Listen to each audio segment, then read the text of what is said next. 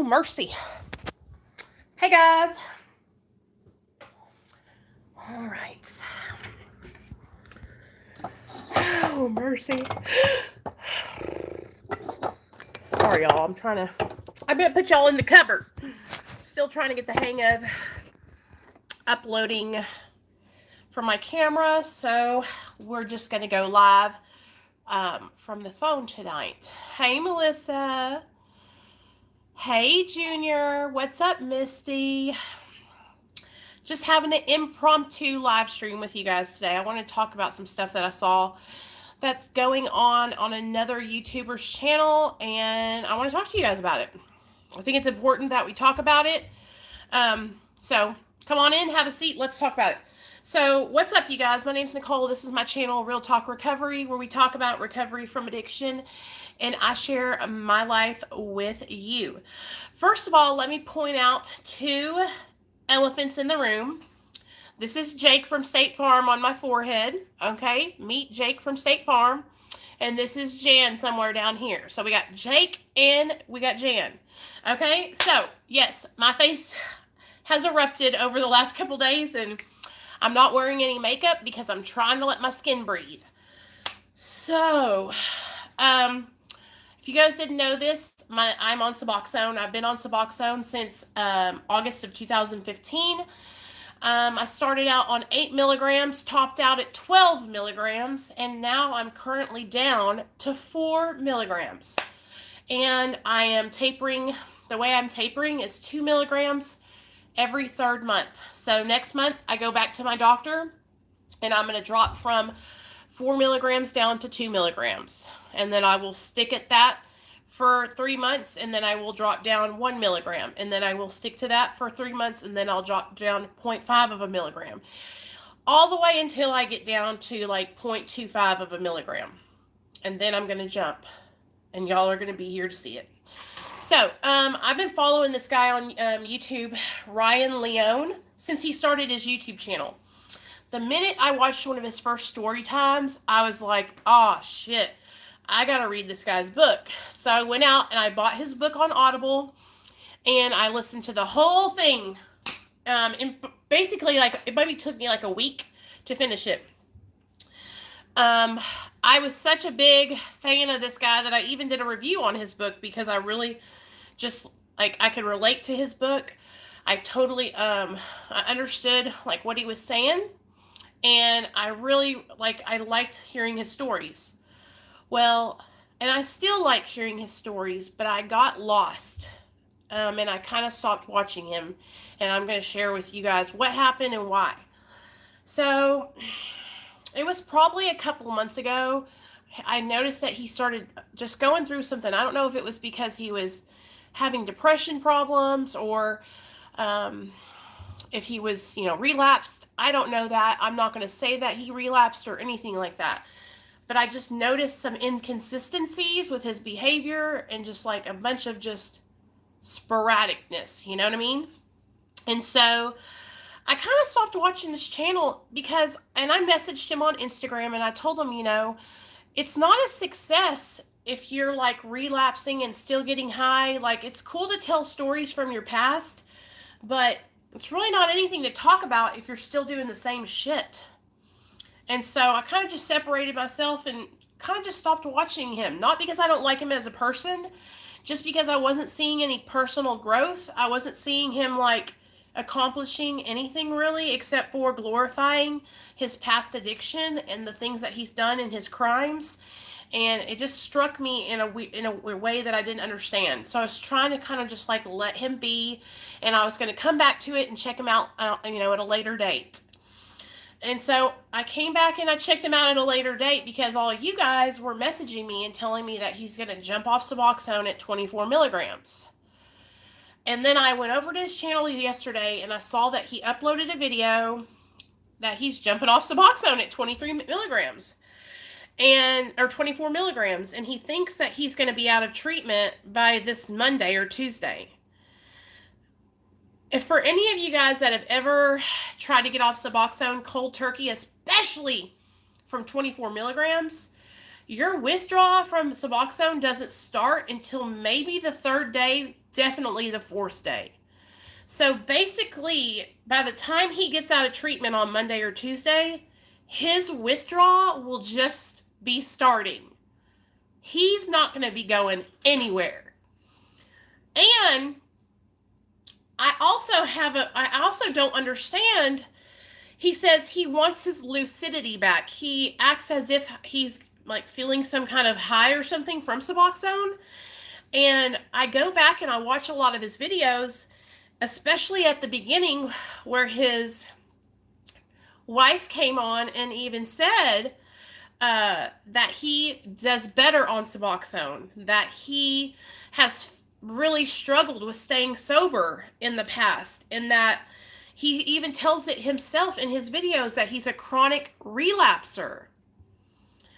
And so the reason why I'm scared and I'm like concerned for what he's doing is because this just came out of nowhere. It seems like just about a month or two ago, he lost his best friend. Now I want you guys to look at this not from the point of view like, oh wow, he's getting off Suboxone, what a great thing. I want you guys to look at this from a critical thinking point of view. Okay, let's look at all of Ryan's past behaviors. Let's look at how he has been in the last couple of months with his YouTube channel, and then let's make let's see what we think should happen now. Now, just from what he has shown me on his YouTube channel, I would not think that he should just go and jump off Suboxone. Now, if he had came on and he had said, hey guys, I contacted my doctor. I am working with a therapist, and I'm going to be taking a break from social media because I'm going to be really working with my therapist, and I'm going to be working with my doctor about tapering. I'm going to be tapering slowly throughout the next couple months, and when I get towards the end of my taper, I will let you guys know, and I'll show that experience of me jumping off Suboxone, okay? But no, it's not like that. He is impulsive. I just saw somebody comment that, and that's exactly what I was going to say. I was the same way when I was in my active addiction. I made decisions on a whim. If something sounded good for me, I did it. And I didn't think about how it would affect my family, how it would affect my life, my son, my husband. And that's what I'm worried about Ryan about. And this is not me trying to say, I'm not hating on Ryan. I like him. I want him to succeed. Hey, Reaper Man, but I am concerned that he thinks that he'll be okay in 4 or 5 days. I am concerned for his recovery. I'm concerned for his life. He has a baby and a beautiful wife. I think they just got married. Okay? His life is just now getting to a point where he's on the up and up. His channel's doing well. He's able to make money from his channel. People are sending him donations. People are supporting his new movie that he's trying to come out with. He just dropped a new podcast about all his active addiction story times. And just from a person on the outside looking in, just from somebody that has watched his channels, hey OG Scotty, by somebody that has watched his videos, there's just I'm worried. Yeah, I'm worried. And I know you guys are too, because a lot of you guys came over to the channel and y'all were like, Nicole, Ryan Leone is trying to jump off at 24 milligrams of Suboxone. What do you think about that? And this is what I have to say. I think it's the stupidest decision he could ever make. I think that he is not taking his time, that he is impulsively just making a decision. I would even venture to ask if he's even sat down and talked to his mom, his dad, his wife. I mean, if he thinks for a second that he's going to come out of treatment in a week and be able to be a father to a young child, I think his little baby's like almost 2, he is not going to be able to do anything. He is going to be ill. He is going to be in a depression. He is going to be experiencing post-acute withdrawal and regular withdrawal. And it is going to be probably so hard. And that's where I have to say, is this all a plan? Is like, because it almost seems so stupid that it's like, is this on purpose?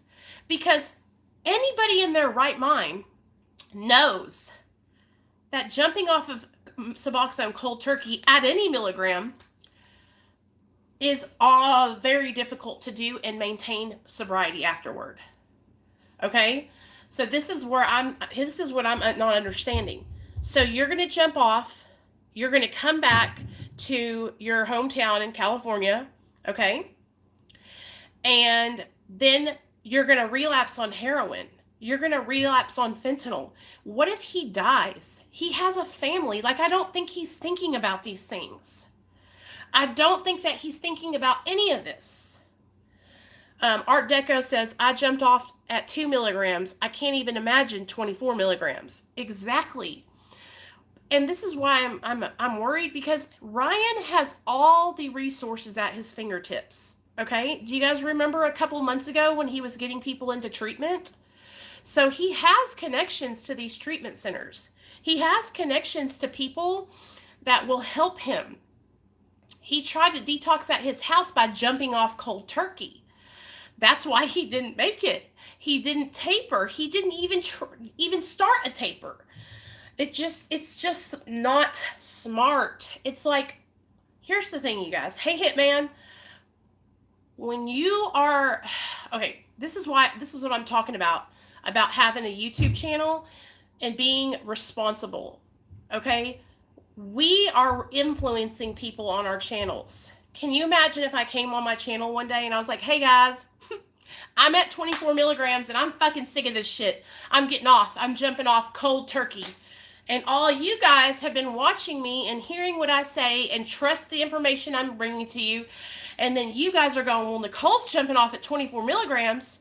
Should I jump off at 24 milligrams? Should I do that? Should I do that? Right? So I just don't understand. It makes me really worried. I don't understand the thinking process behind that. That doesn't make any sense to me, you guys. And I know it doesn't make sense to a lot of you guys. And like I said before, I'm not trying to hate on Ryan. I really like him. I think he has an amazing personality. I think he's so talented. I loved his book, you guys. I loved it. It was so crazy. I could totally relate to a lot of the stories in there, especially about meth. I was like, damn, me and this dude would have been getting high as hell together in our addictions, you know? So it just makes me sad, because it's like, what, I don't know. I hope that he comes out and he's not experiencing all this pain and all this withdrawal. But just from my experience and seeing other people try to do it and jump off quickly like that, it's just not been a good experience. You know, maybe I'm missing something. Maybe he has access to some amazing something that's going to push all the drugs out of his system really quickly. Hey, we don't know, right? Hey, Wesley. For a while, Art Deco, over 2 years, I think, over a year at least. If you're in the free world, yes, stay free, it is. And that's why, like, when you start to taper, you guys, like for me, I couldn't taper myself on my own. I had to have my doctor start taking the milligrams away, because as long as I had the milligrams there, I was taking them. And so now with less milligrams, I know I can't take that, the amount I used to take, because I'll run out early, you know? So maybe we don't know. Maybe he is going to like some top of the line scientific detox center where they like zap his receptor. I don't know, you guys, but I'm just really concerned. I hope that he's okay. I hope that he's not. I hope that, this is what I think, okay? And this is just because I'm an addict and I feel like me and Ryan, we were like straight up junkies. I remember being like Ryan and getting to a point where I was bored with my life. I mean, it just wasn't like feeling good about anything. And it was almost like I was self-sabotaging. And I hope that's not what he's going through, you know? Yes. And it's really difficult. Like if you have that kind of self-control and you can taper yourself down and at home and not have somebody like holding the medication or taking the milligrams away from you, then that's amazing. But that's just never been my experience, you guys. Like, I've always really struggled with that control, and that's why I'm an addict, because I lose the power of choice. I think it's the instant gratitude thing hitting him. And I also kind of like, I hope, like, okay, this is this is me looking at him. Hey, more smoke. What's up? Hey, Kenneth. Oh, okay. So let me fill you guys in that are just getting here. So we are all like really big fans of Ryan Leone. Okay. He has a YouTube channel where he tells like crazy ass stories from his addiction and from when he was in prison in the feds and all kinds of different crazy stuff like that. Right. And I've been following him. Like I said, I bought his book. I am a supporter. I am a Ryan Leone fan. Like, I am all for Ryan Leone. Okay. But he has just uploaded a video, I think it was yesterday, okay, to come off of Suboxone, and he's going into a rehab center, and he's dropping off at 24 milligrams, and he thinks that he's going to be out of treatment by Tuesday of this week. So that was yesterday, which was Friday, Saturday, Sunday, Monday, Tuesday. 5 days is what Ryan Leone thinks that he's going to be able to come out of a detox after jumping off of 24 milligrams of Suboxone. Now, we don't, Ploudre, yeah. And so I know that, listen to me, I don't doubt that the treatment center will be able to like give him comfort medications, you know, like maybe even benzos or some kind of blood pressure medication. Like, I know that they'll be able to do that. But what I want you guys to understand is that that's not going to cut it for 5 days. Coming off of 24 milligrams of Suboxone. Wow, that's frozen.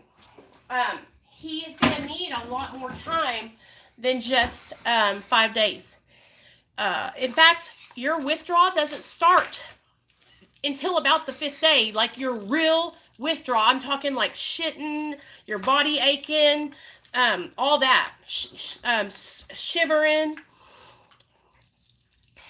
Right. It doesn't help at all, Tom. It doesn't. And so what they're going to do for him there is, of course, they'll be able to take his vitals. They'll be able to give him fluids. Thank you, Merck. And you guys, yeah, go subscribe to his channel. Like I said, he has amazing stories. But I just, from an addict to another addict, and I commented this on his channel, I'm questioning whether or not this is a good idea and whether he's thought this all the way through. Love you, Reaper, man. Good night. Thank you for everything you do, man. You're such an awesome supporter of mine, and you've always been here since day one. Lucas says 5 to 7 days start. Exactly. The detox will most likely taper him down lower before he jumps. I hope so, but even then, Lab Girl, in 5 days, if he tapers down 4 milligrams each day, he's still not going to be down to a low enough dose before he jumps. He's going to have to see a doctor to get benzos. Excuse my language, but he's going to be pissing out his butt because it's going to be so bad. I know, Matt. I know.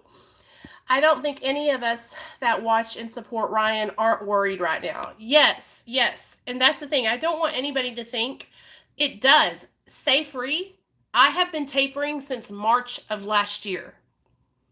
I have been tapering since March of last year. Now, yes, I am doing like a super slow taper, okay? And I'm not saying that my way is the only way to taper, but what I'm saying is, in my experience from working with many other people who have tapered off Suboxone and many other people who have jumped off cold turkey, the slower you go and the lower you get, the more successful you're going to be when you jump.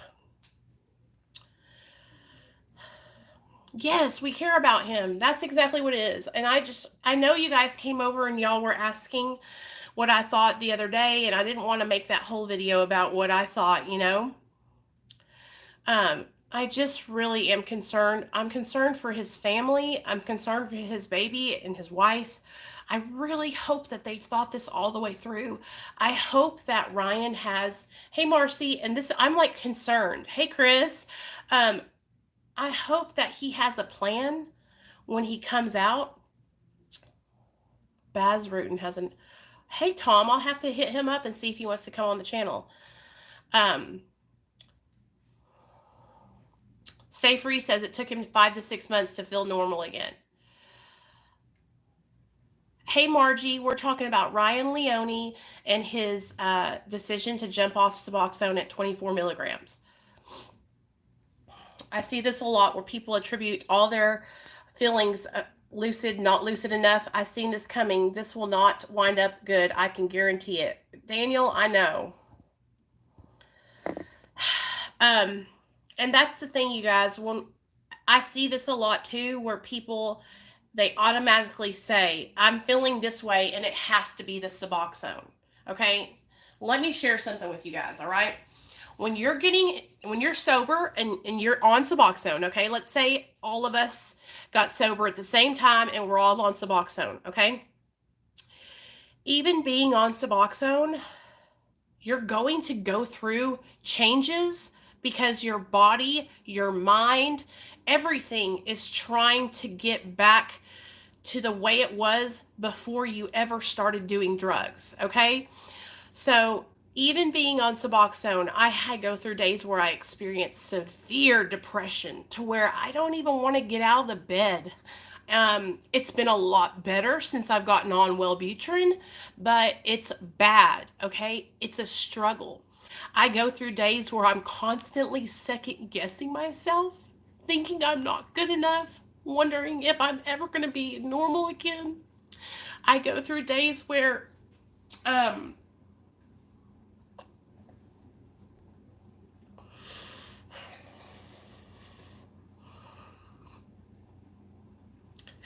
I struggle all the time, and I'm on maintenance, okay? So when I hear people say things like,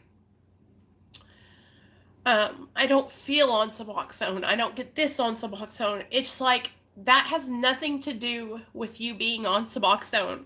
And it has everything to do with you being an addict and trying to change your life and live your life in recovery. It's a big transition going from being a junkie and making bad decisions and living your life on the edge all the time to living your life like right now, you guys. I think, man, I'm so boring. But really, it's not boring. This is what normal people do. Normal people don't run around shooting dope all day long. I just switched from a clinic where they watch me and got take-home doses for phases with tablets. I'm already my second week with my Suboxone films without having to go daily, and I'm happy on it. Good job, Pebbles. I'm proud of you, girl. That's what I wonder. I saw others worried about the same thing. Hey, Marcy. So, I just want you guys to know that, like, being on Suboxone, you guys, like, that's not the reason why we struggle or we go through the things that we're going through. It's because we don't know how to cope with life. Okay? Now, I don't know. This is another thing that I wonder about Ryan, and I'll ask him to his face, so y'all don't be thinking I will ask him these things. I will message him and ask him. I also wonder how regularly Ryan was taking his Suboxone. A year off opiates and subs, 100%. I did not feel okay. I jumped off at 24 milligrams. I'm lucky I didn't die or kill myself. It was that bad, and that 1 year is what led me back to Suboxone indefinitely. The depression from coming off of any substance is like, I can't even explain it to you. You guys know. Okay, you guys know. It's like this overwhelming feeling of doom, like you're never going to be okay, you know? And so I feel like that even being on maintenance medication, you guys, okay? I felt that doom and gloom for so long, and like I said, I still have days where the doom tries to sneak in, and then I gotta bitch slap the doom and get it the fuck out of my life, and then it'll come back in. I gotta doom, get out of my life, and I have to be like that where I'm like rebuking these evil, because that's what it is, you guys. It's spiritual warfare. Okay, like we addicts are stuck in limbo. All right, we are stuck between two worlds. All right. That's what it is. We are two people, and it's like one person is pulling us this way and the other part of us is pulling us that way. And so it's literally a battle between good and evil. Spiritual warfare is what we're going through. So many of us are so empathetic. We have these feelings that we feel what other people's feel, and that's what it is. And so I see Ryan taking on all these other things that people feel, what they say to him in the comment section. And he's the kind of person, I know it affects him because I'm the same way. When I see people that are just downgrading, being ugly, saying the most horrible things in the comment section, I know he reads those things and I know it affects him, you know? All right, more smoke. I'll see you later. And I know that when he first came out and started talking about being on Suboxone, I know a lot of people gave him shit about that. Okay? I know it. That's what it is, Chris. It's a spiritual fight.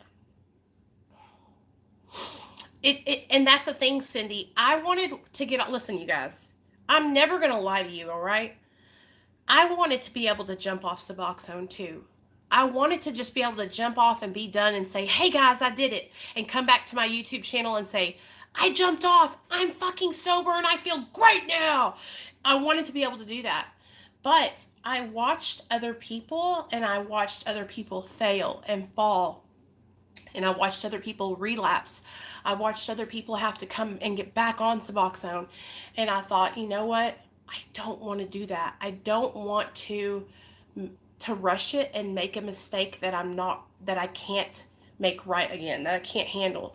And so I also thought about my family and how it can affect my son if I relapse. So I'm a Gemini, but also diagnosed bipolar. I've refused to take meds for it because I can't function. Does this correlate?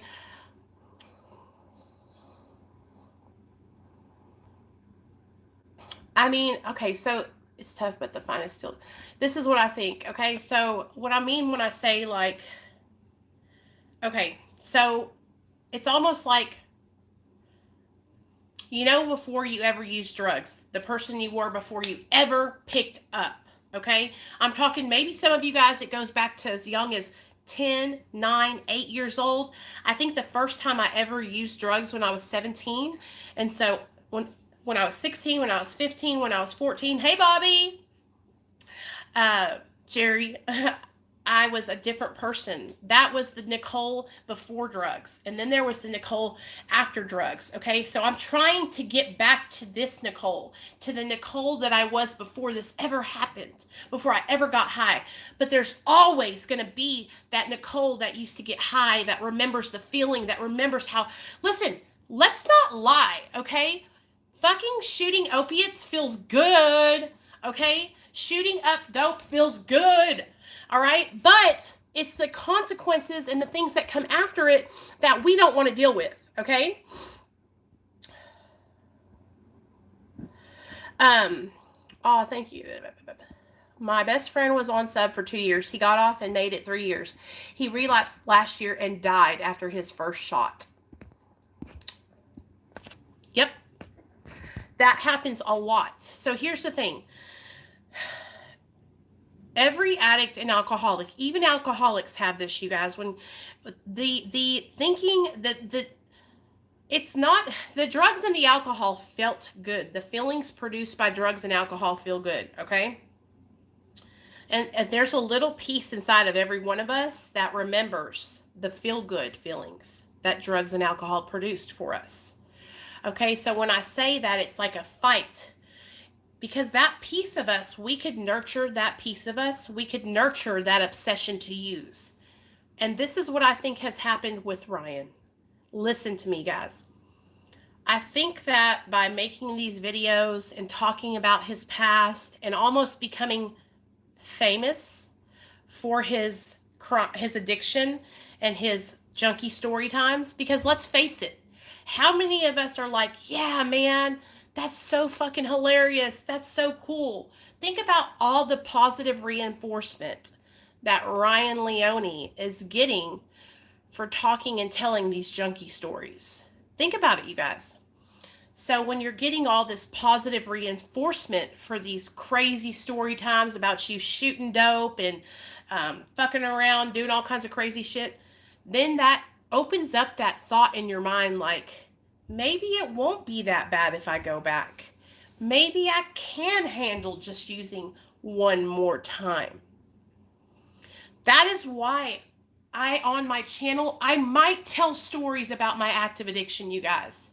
I might tell some crazy stories, but it's so important for you guys to understand that I will never focus on that. I focus on recovery because focusing on addiction is a dangerous spot for me. Reminiscing and romanticizing the way drugs and alcohol made me feel, the stupid shit that I did when I was on drugs.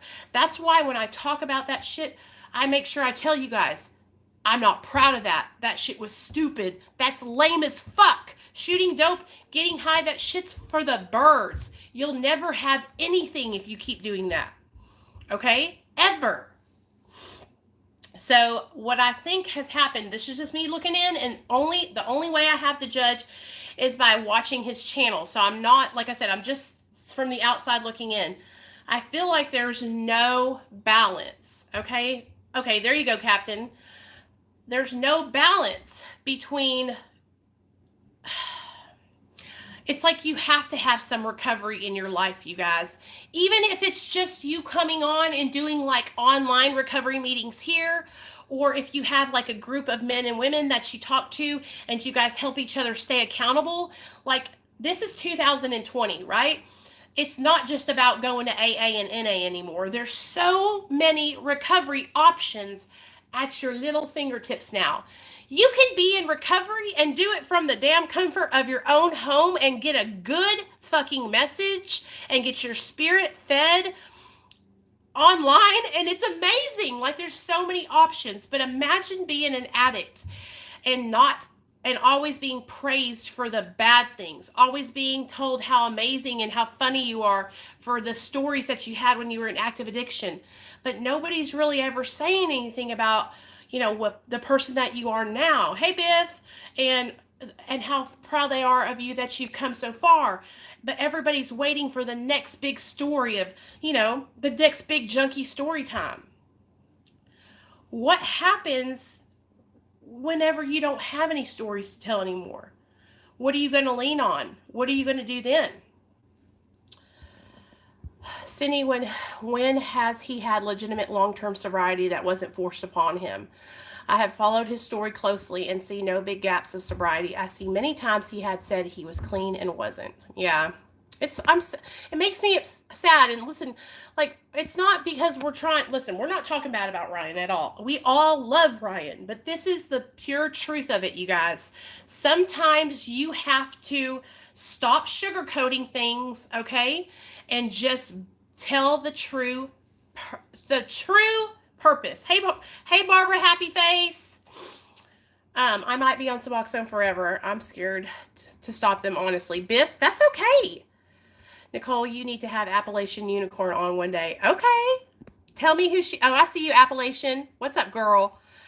You can come on anytime. Aaron. To be honest, I watched Ryan all the time, and yes, I relapsed, and I feel that more lately his story times made me feel like I wanted to, and I separated myself, and I find channels and chats like these. Pebbles, I understand.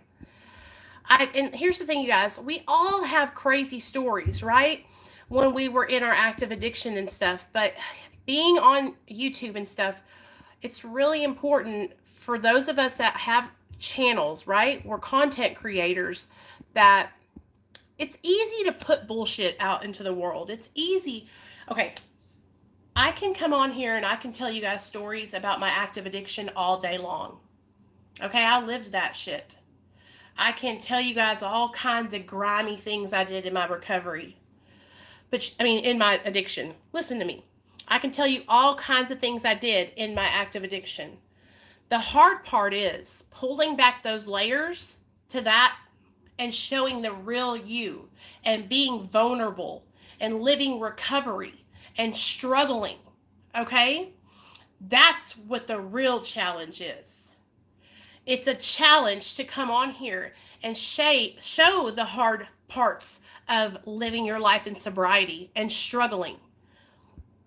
Okay. He has been extremely privileged and lucky. His father is a good man, but if you hear him explain his accounts of the same stories as Ryan, you can see his naivety and kindness wrecking him. I just hope that he's not trying to get off them so he can go use other things. Me too, Cindy. I am glad I'm not alone on that feeling. I stash away extra because I think I need them one day. Biff, you're okay, bub. You're not alone. More entertainment for his folks. Y'all just don't know. TJ, but we're all addicts here, TJ, and that's like literally, he has a family and he has a baby, okay? See, that's not the way to look at things, TJ. I love you to death. You know I don't have nothing but love for you. But that's not this is a human being who could be risking their life, okay? That is not something that you joke about, okay? Sure. You say that to his little baby if he comes out of treatment, relapses, and dies. Okay? Yeah. Yeah. It's selfish to even think about doing that when you have a literal little baby at home. Okay?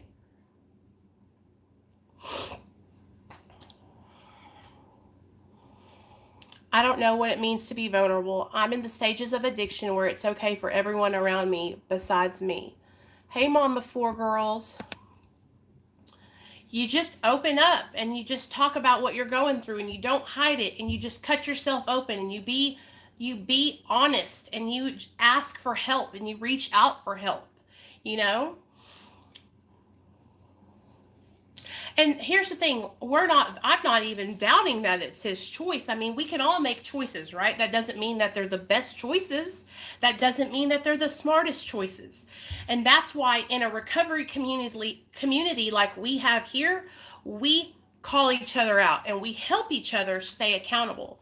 Imagine if I came onto my channel, you guys, and I was telling you guys how I just got this new job, I'm making all this money, and I've decided I'm going to jump off Suboxone. What would you guys say to me? Would you say, oh yeah, Nicole, we're so proud of you. Get that money, girl. Go jump off Suboxone. You guys would be like, skirt, hell no. You guys would be tripping because 1, the money is a trigger, right? 2, jumping off Suboxone after I get a good job and getting all this money. Y'all know what it's about. The addicts in the room understand. That's what recovery is about. It's about helping each other. We have a community of people here. We don't just throw each other to the wolves. And when somebody's fucking up, we let them know, you're fucking up. Okay? That's how we do it over here. We don't sugarcoat shit for people and just let them slide underneath the radar. Because I've done that before. I've turned my back on people and thought, it's not my business. I'm just going to let them do what they want to do, right? And then that person went out and died and relapsed. That's fucking awful, man. I don't want to see anybody do that. If what I can say can influence somebody or inspire them to not make a stupid decision, then I'm going to do that. You know what I mean? I'm going to say, wait a second, don't do that. Hold up, pause. Maybe think this all the way through. You know what I mean? So anyway, please, let's not get it twisted, you guys. I am coming from a place of care and concern. I'm in the early stages of my addiction. I don't want it to control me. Well, Mama 4 girls, you can get help. That's what you got to do, okay? You can text me anytime and I will help you with anything that you need. All you got to do is reach out to me and I will help you find treatment. I will help you find recovery coaching. I will help you find an IOP. I can help you find so many resources, okay? You just got to be willing to listen, okay, and take suggestions. And so the people that are here, hear me, okay? Y'all hear what I'm saying, and you guys are honestly already here to listen and to take suggestions. You know what I mean? So that's what we're all about here. We're about helping each other, and that's what this is about. So anyway, enough of that. I just wanted to talk about that because I know some of you guys are trying to taper off Suboxone also. Okay, and so I always want you guys to take it slow and to do what's best for you. Oh, it's 501-991-5149.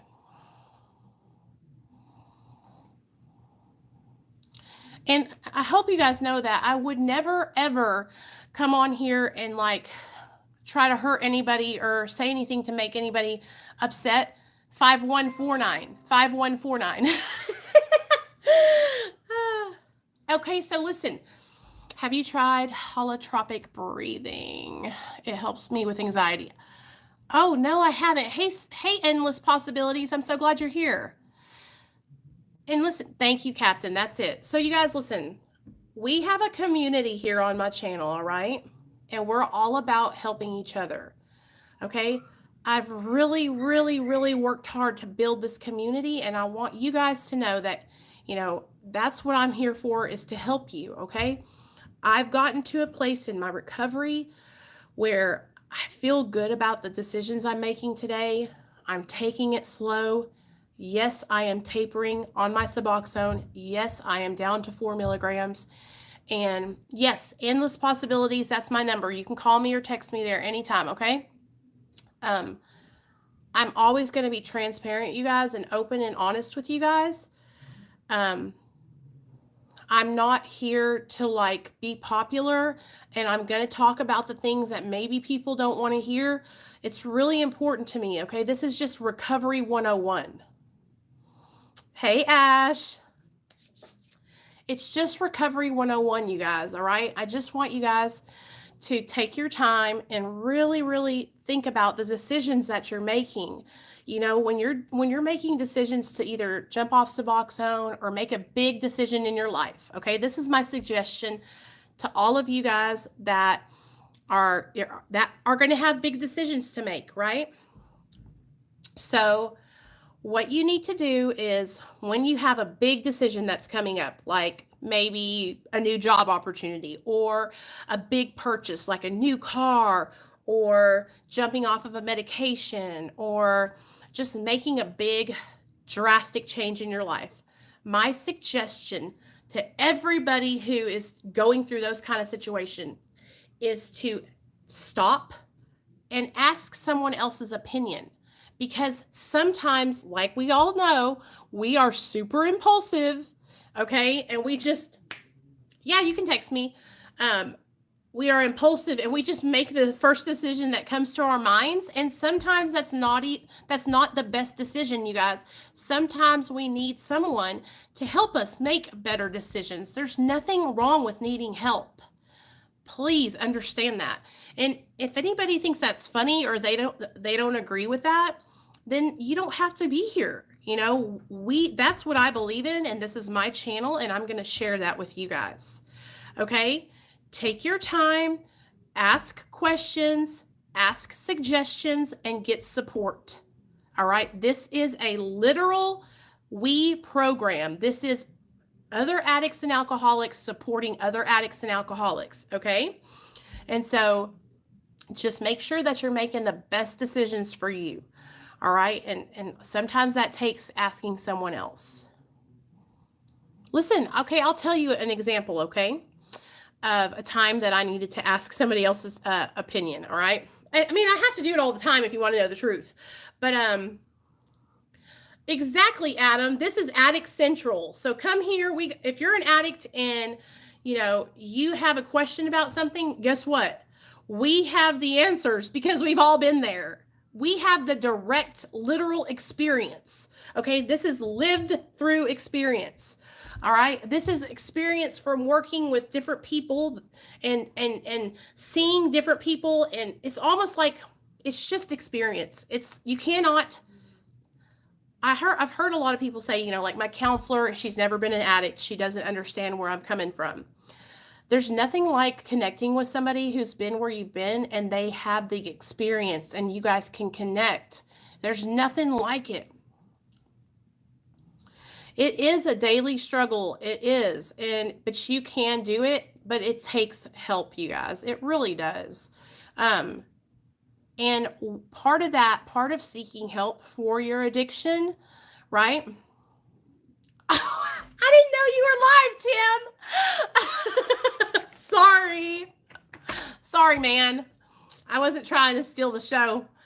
Part of addiction, you guys, part of getting help is part of trying to heal from your addiction is reaching out for help. Okay. A lot of people will say, no, you need to man up. You need to be able to get sober on your own. Let me just explain something to you guys. That's what your addiction and your pride and your ego is going to tell you that you need to do, that you should be able to do this on your own. And the only reason I know this is because I've lived it, and it's lived experience. I thought the same thing. I should be able to do this on my own. And if I was able to do it on my own, I would have. I tried over 10 times, and I could not do it on my own. And I've seen many other people have that same experience. But when they reached out for help, they were able to do it with the help of someone else that was guiding them. Okay? I'm 8 days off the needle after shooting heroin and Dilaudid for 9 years. Still hurting, but chats like these help. Hey, Tom, that's what's up, man. I'm so proud of you. I am so proud of you, Tom. And here's the thing, like, you can come here. We do live streams every Monday, Wednesday, and Friday. These live streams are like planned live streams. This one tonight is just off the cuff. So, but the other ones, like, I plan, and we have like a recovery topic that we talk about. So like next week, Monday, I think we're going to go over step 5, because last week we did step 4, and so on and so forth.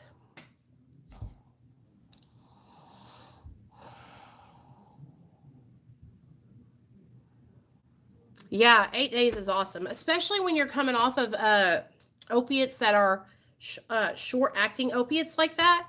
You're that's the thing. Like, if I've even heard, and tell me this, do you guys, anyone have advice of how to fight off Xanax cravings? Oh, Xanax, the devil's drug. Y'all, let me tell you something about Xanax, okay? Every time that I think about getting high, it's either on Xanax or methamphetamine. I don't know what it is, and it's because I crave, or I obsess over that, like, feeling of just like melting. That's what whenever I would take Xanax, it made me feel like I was a stick of melting butter. Do y'all know what I'm talking about? I know y'all know what I'm talking about. And so it's like that relaxation feeling, But I'm going to tell you this, endless possibilities. Whenever I think about Xanax or think about taking bars, I always try to think about the shit that happens after I take the bars. So a lot of the times whenever I used to take Xanax, what would happen was I would get in a car and I would go driving, and I would drive my car into a brick wall. I would rear end somebody. I would get busted stealing in either Dillard's or Walmart or some store like that. Or I would shoot up oxys behind it, and then I would overdose. And I would wake up in the hospital not knowing where I was at. Danielle, listen to this, okay? So this is the reason why I tell these stories is because there's a point. It's to deter you from going out and taking Xanax. You hear me? But when you're glorifying getting high on drugs, and it's like, haha, funny, and there's no like bringing it to the end and saying like, this is why we don't do it, right? So this is why we don't take Xanax. Let me tell y'all a story. This shit ruined my life. I haven't been able to get a job working with money ever since I got this charge. So one day, me and my husband, he was my boyfriend at the time, we were fiending. We didn't have any money. We were in withdrawal, which is like basically an everyday occurrence. And we needed money to go get oxys, okay? And so we shot our oxys up. We shot everything up that could go in a needle. But we were looking for oxys or meth at the time. Either one would do, right? We just wanted one or the other. Because if you're in opiate withdrawal and you shoot up methamphetamine, it kind of like, I don't know, it always made me feel better. Either way was fine. And so I had this bright idea. Something that I had been doing for many years in my addiction was for my husband to take me to the Dillards so I could go cop some of these damn purses, right? When I say cop purses, I mean like every Tuesday I would go because I knew that they had a truck and they weren't going to have the like sensors on the purses. And I would go in there and I would cop like Dooney and Burke purses, Brahmin purses, Coach purses, purses that were $200 or more a piece. And then I could take them to my drug dealer and his old lady would be like, oh yeah, oh yeah, oh yeah. And then I would get some Roxy's for him. So Neil drove me to Dillard's and he parked outside and I said, don't come in here no matter what. I'll be out. And I went in. I had a pair of nail clippers on me and a little cutter thing just in case. And I went into the Dillard's and I got 3 purses on this arm and 3 purses on this arm. I looked both ways and I darted and I ran. And y'all have to understand, like I was probably like 120 pounds dripping wet, black circles under my eyes, looking crazy. And I hit the door. Bam! The door wasn't opening. It was locked. I shook it again and it was locked from the inside. They had locked the doors automatically. They had been watching my ass the whole time. I was in my own world. I was on a motherfucking mission. Okay? That cop came up behind me and he grabbed me and swooped me up, took me to the little side room and put me in handcuffs. Y'all put me in handcuffs. And by the grace of God, you guys, there was too much people in the damn jail, so they didn't take me to jail. But I got a ticket for shoplifting. So I run outside to my husband's truck and he's gone. He's not in the truck. So I jump in the back of the truck and I'm laying down on the bed of the truck, flat as can be. And I'm waiting in the bed of the truck on the ground for like 30 minutes, right? He finally comes out there and I pop up out of the back of the truck. He's like, what happened? And I was like, I got caught. And it was like, damn, man, I'm so dumb. So basically what happened was I got a damn shoplifting charge and I didn't get no drugs either. So now I have that on my record, a misdemeanor shoplifting charge, and nobody will hire me for any jobs that has anything to do with money, cash register, anything. I know, I told him not to leave the truck, Art Deco, but he don't listen to nothing. My husband is not a criminal, you guys. He has never done anything really bad like that in his life. So he was just like a newbie. I was trying to train him, but he wasn't listening. So that's how I was back then. Like I had to make my own way. Before I met my husband, I was homeless. I had nobody taking care of me. I was taking care of myself. I was making my own way by committing petty little crimes like that, to get what I needed to get, especially after I lost my job. So the whole purpose of me telling you that is that's what Xanax does to you. You go out and you do stuff that you normally wouldn't do because you have the confidence of 1,000 men and you think that you can do anything and that nobody can touch you. And so that's why I don't recommend taking Xanax. And that's why, like, I tell myself, I'm like, Nicole, if I was to go do that, you guys, I would lose everything in literally hours. I would lose everything. My son would be gone. I wouldn't know where he was at. My car would probably be somewhere else. My house might be catching on fire. I mean, that's how stupid I am when it comes to benzodiazepines. They make me go off the wall. Sorry. I was getting a little excited about that story. Exactly, Chris. We break out in handcuffs and felonies. So anyway, I just wanted to come on here and chat with you guys about Ryan and hope that he's going to be okay. I really hope that he is successful, you guys.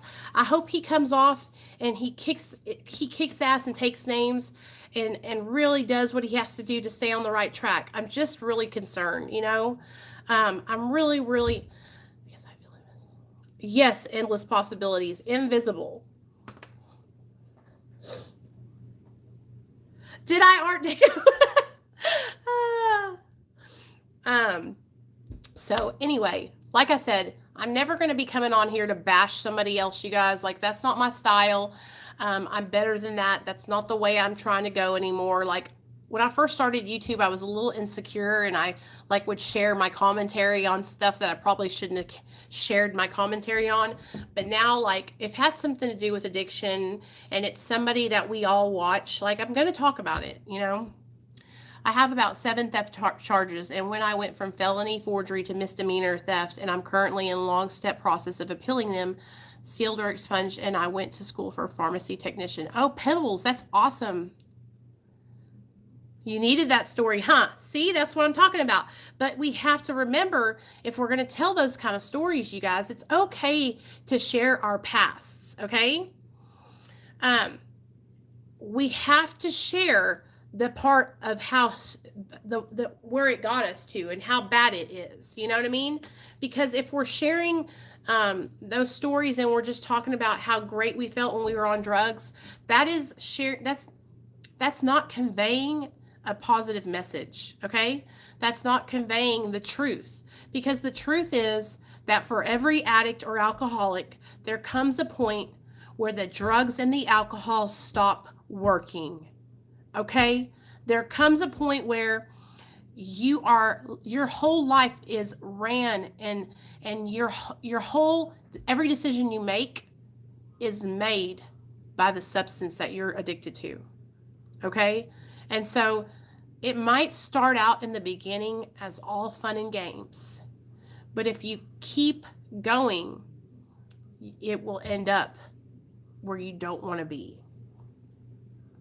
Hey, Joyce, you can text message me at 501-991-5149.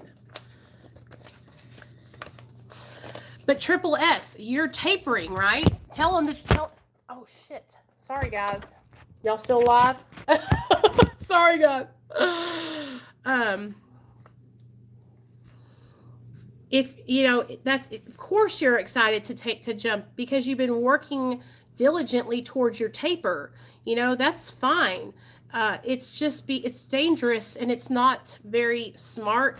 Oh, thanks, Captain. It's not very smart of us. 501-991-5149 to put out information and act as if it's okay to make these rash, you know, decisions, these impulsive decisions, you know.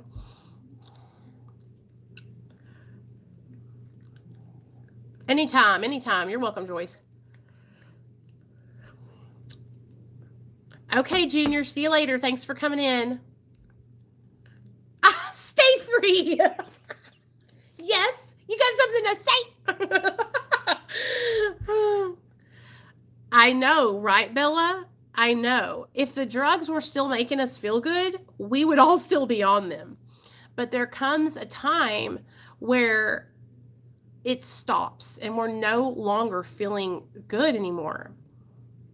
Hey, Craven, that's what's up, man. You do what you got to do for you, okay?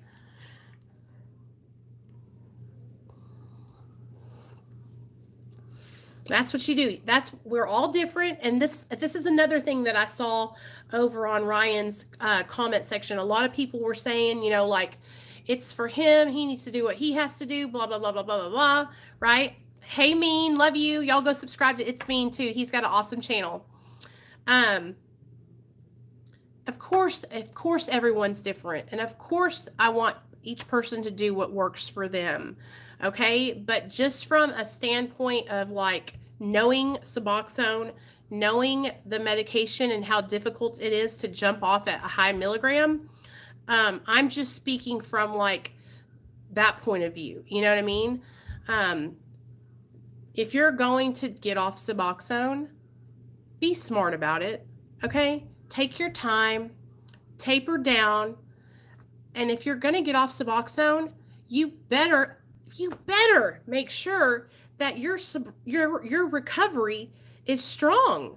You better make sure that you have sober support you better make sure that you're ready to stay sober without it. Because if not, you're risking your life.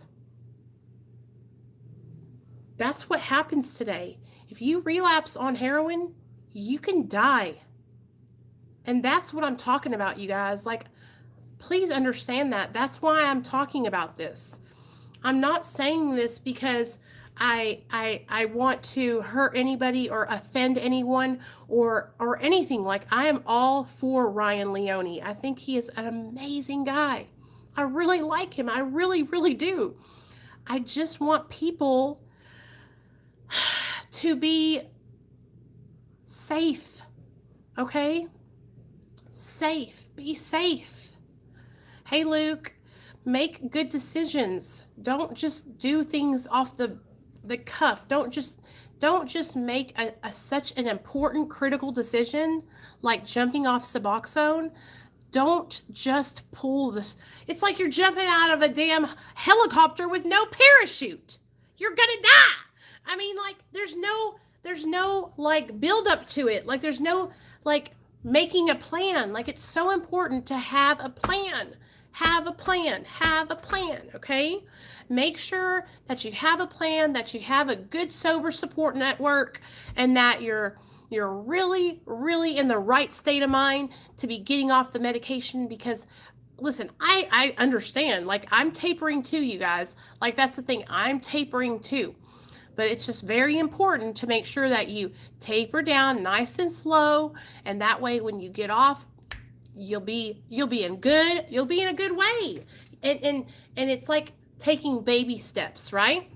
Taking baby steps to the greater good of the situation. You know what I mean? That's all. Hey.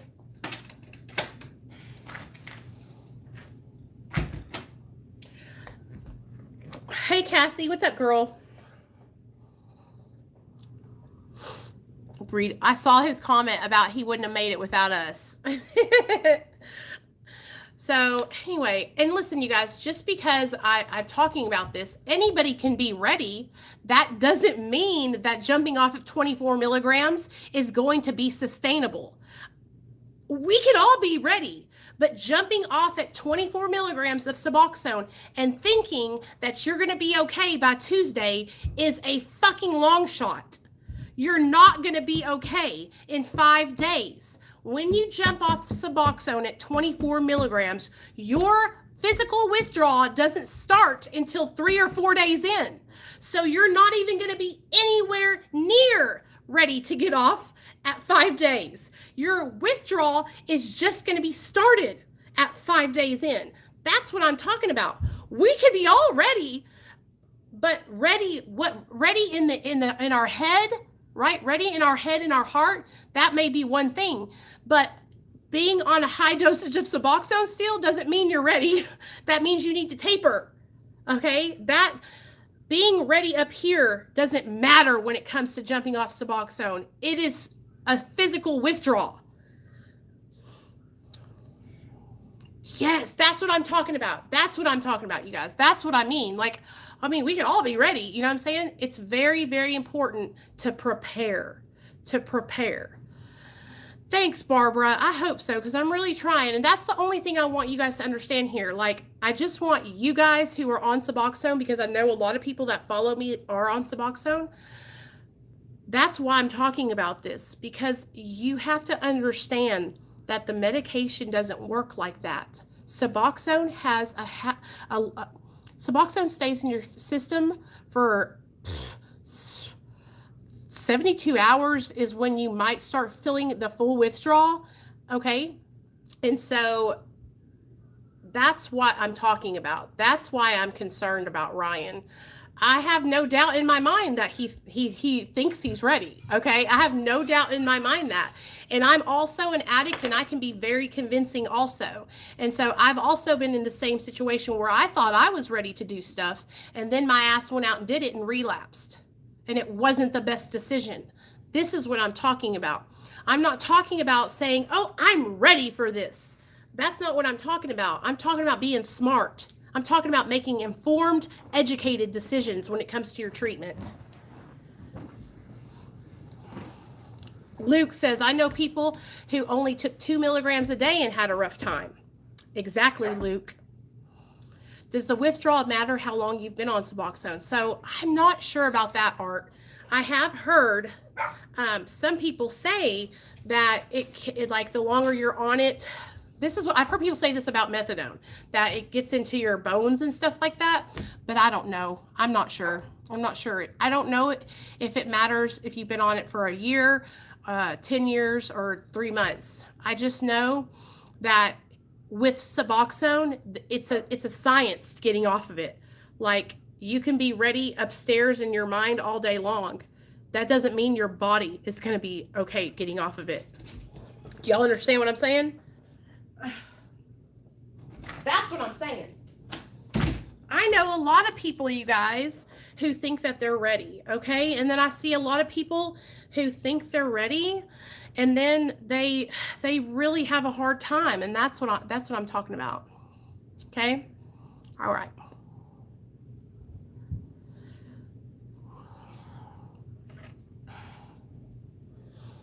So, exactly, stay free. Living life on Suboxone is better than running and gunning life we lived before it. Exactly.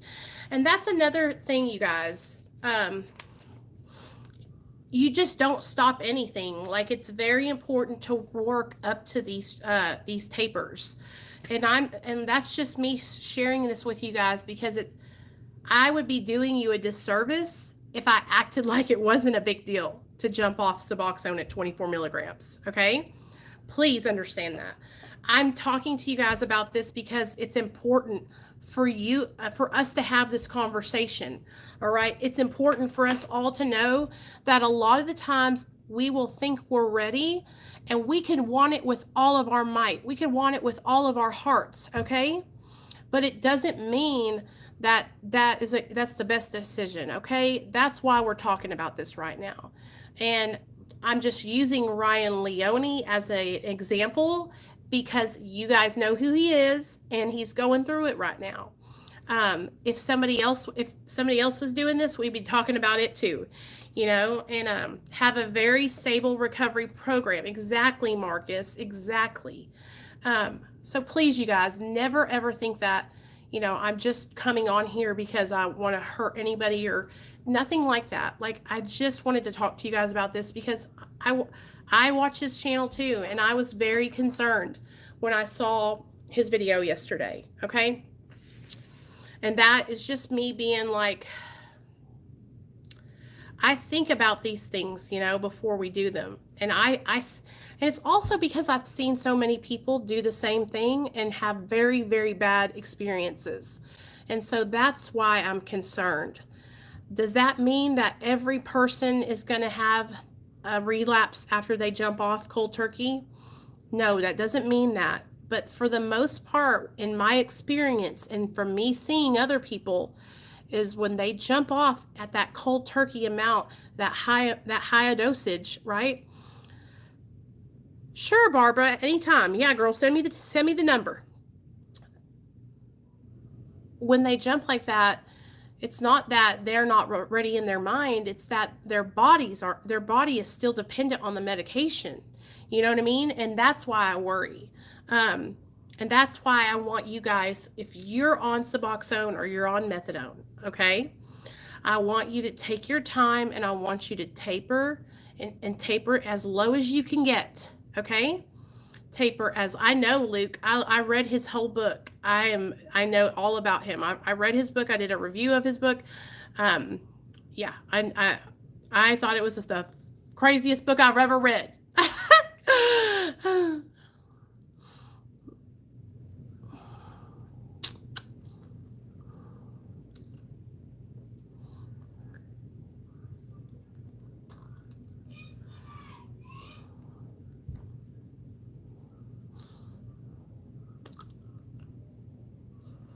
Yeah, we are all about, here on this channel, we're about helping each other, you guys, and we talk about, the things that a lot of people don't feel comfortable talking about, and there's nothing wrong with that. And if anybody thinks that I'm over here just trying to get promoting, then you're wrong, because my heart is literally bigger than this whole damn room. And I literally spend hours of my day online talking with people because I want to help people, because I genuinely want to make a difference in people's lives. And I have been doing that, and it helps me to stay sober too. So if you think that I'm here just because it's fucking fun, then you got a lot of fucking nerve, because I work hard. I work really hard to go out of my way to lift other people up, to encourage them.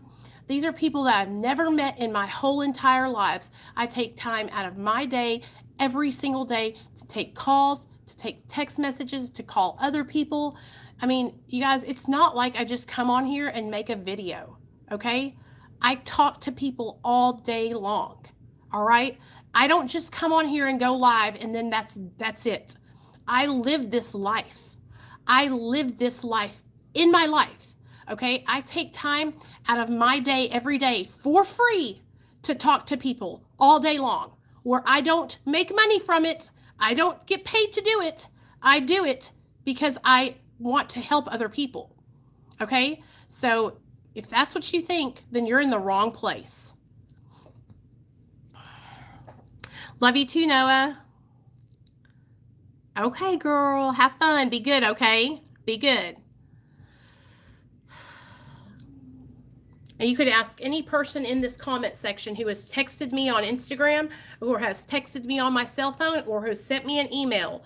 Every single last one of you guys have heard back from me, if not in the same hour, in the same day.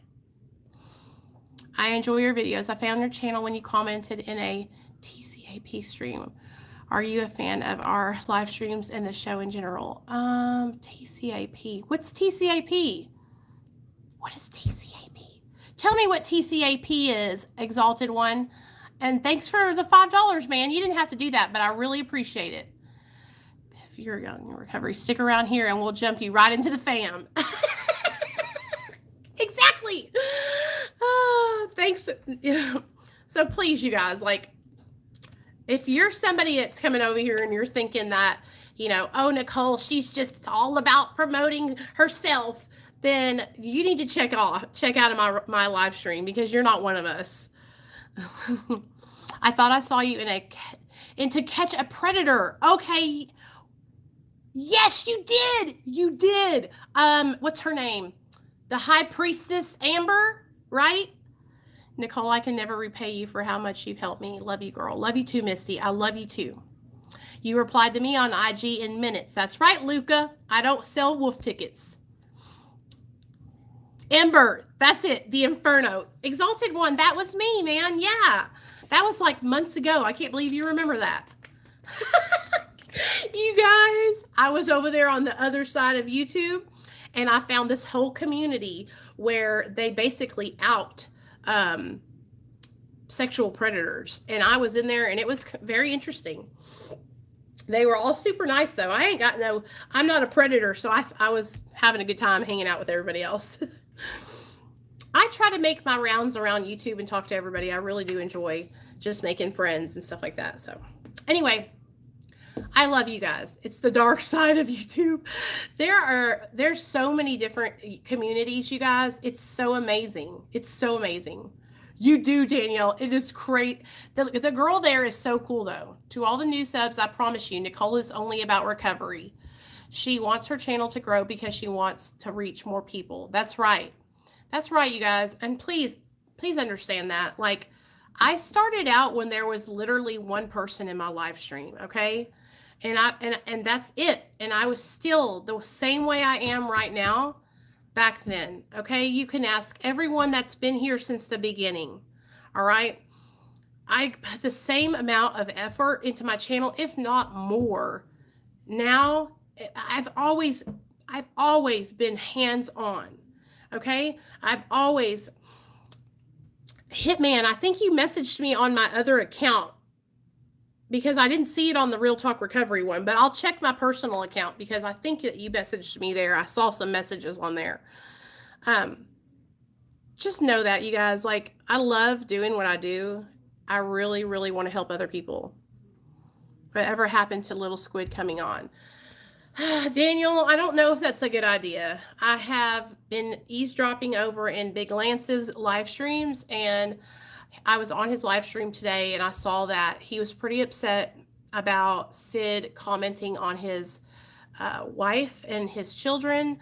And so I think I'm going to message him and tell him that, I don't think he should, I think he needs to stop because he's doing stuff that's a little bit over the line, and I don't support that. Like, I really like Lance, and I don't want him to be hurt, Yeah, you did stay free. Shout out to Big Lance.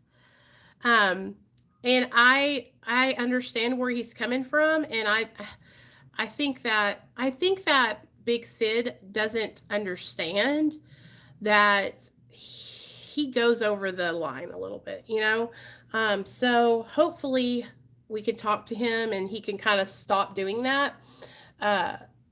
Just talking about people's wives and stuff, like, honestly, I don't care if he jokes about me because it's all fun and games. But if he started talking about my kid, all bets are off. You know what I mean? All bets are off. Oh, it was this morning, it was the last live stream that he did, Luke. Right. And if you guys didn't know, I had Lance on my channel like a month ago, and he told his story, and it was amazing. I was crying. You guys were crying. You don't do that. Right. It's totally off limits.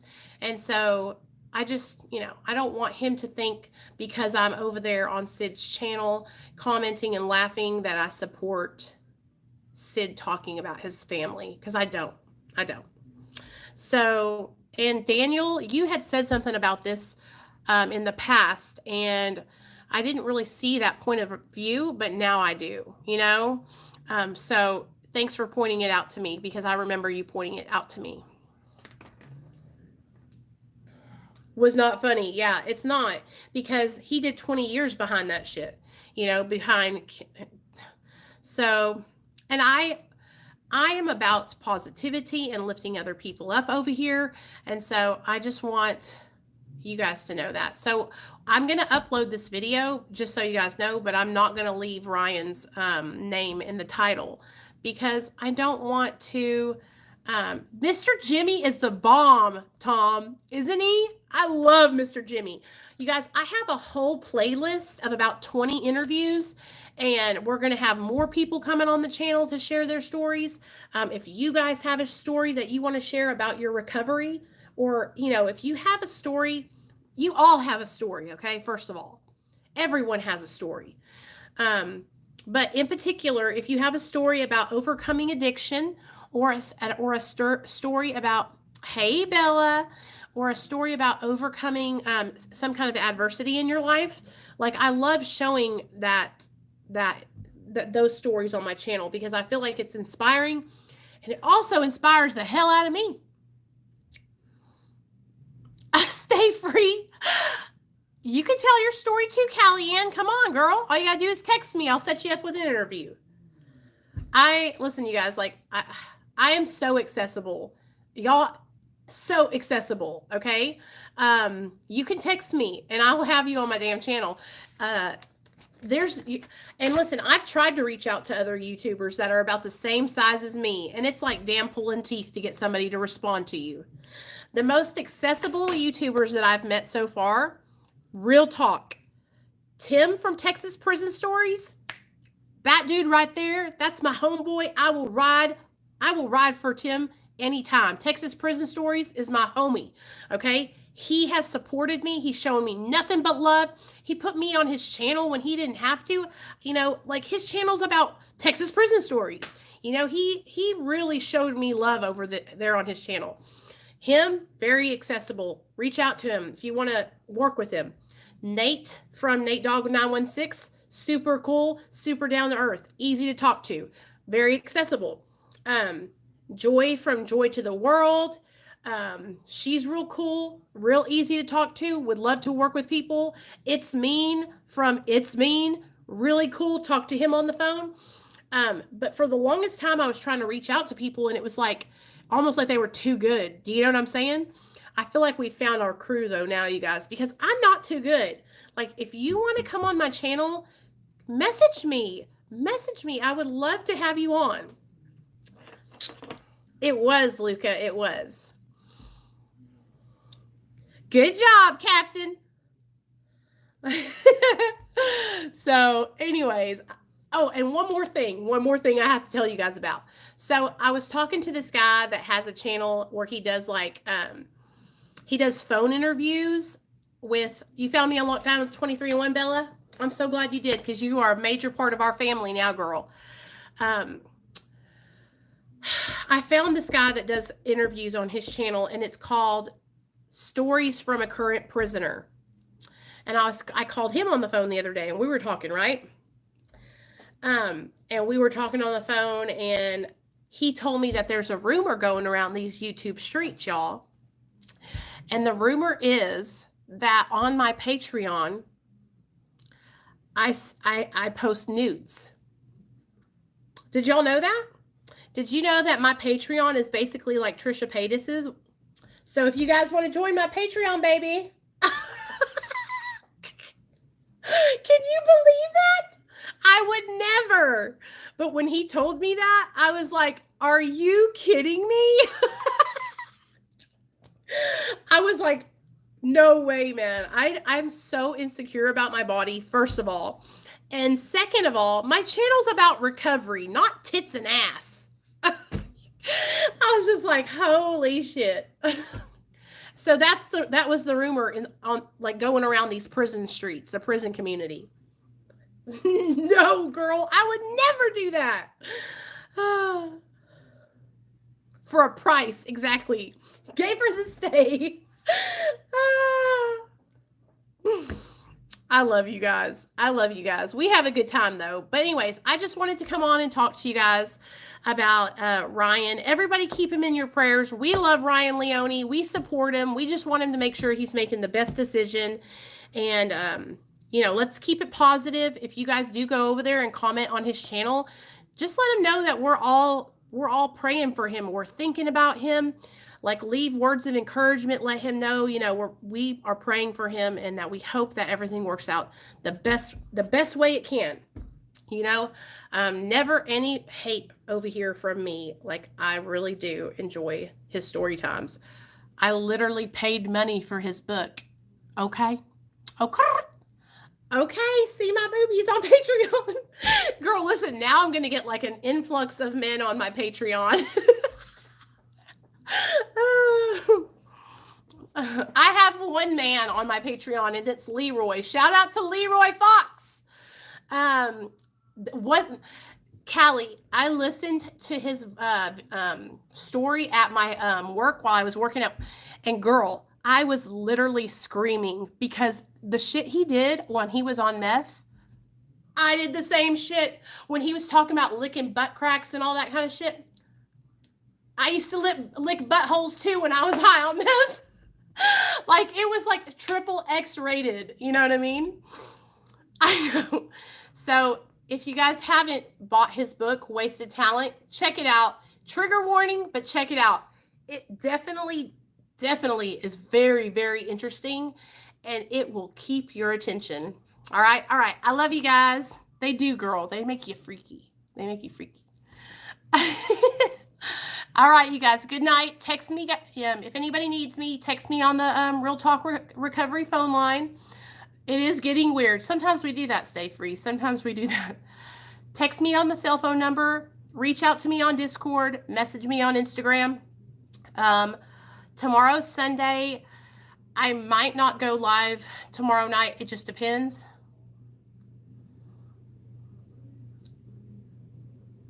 No, I'm not a predator. I promise. So I might not be on till later on tomorrow night, but for sure on Monday, you guys, we're going to be doing a step study. So for those of you guys that, you know, want to get into the recovery content, we're going to be hitting it hard on Monday night at 7. So be here Monday night, 7 p.m. Central Standard Time. And I love you guys, and I'll see you later.